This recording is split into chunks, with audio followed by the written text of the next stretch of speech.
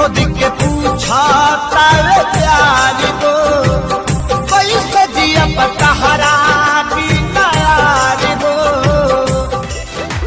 कोमल कली हूँ और कन्या कुमारी, कहे डेरालू हो प्रेम के पुजारी। दिल टूटला के कवनो होला ना आवाज हो, फिर कैसे सुनी जमाना।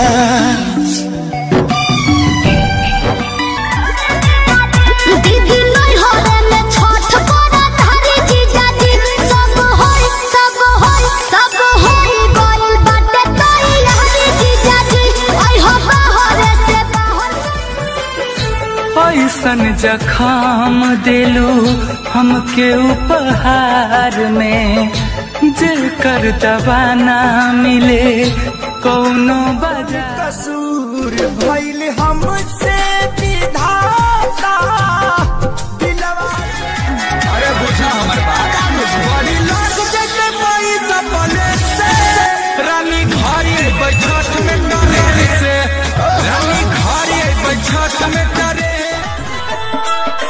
देख दर्दिया दवाई हमार चल गइलू, जी न मारी नशा जवानी के उतरी हो, सब सुख दे हम कबूतरी हो।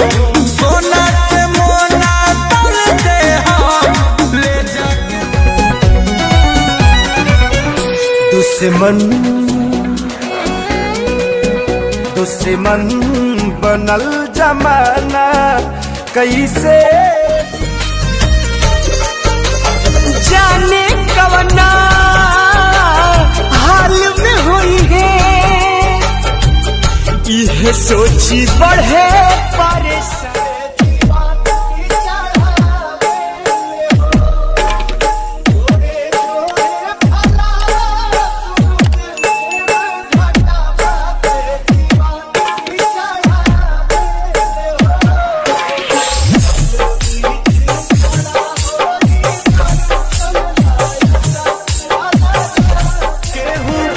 हमके बता दे बतिया कौना जगह लिखल है किस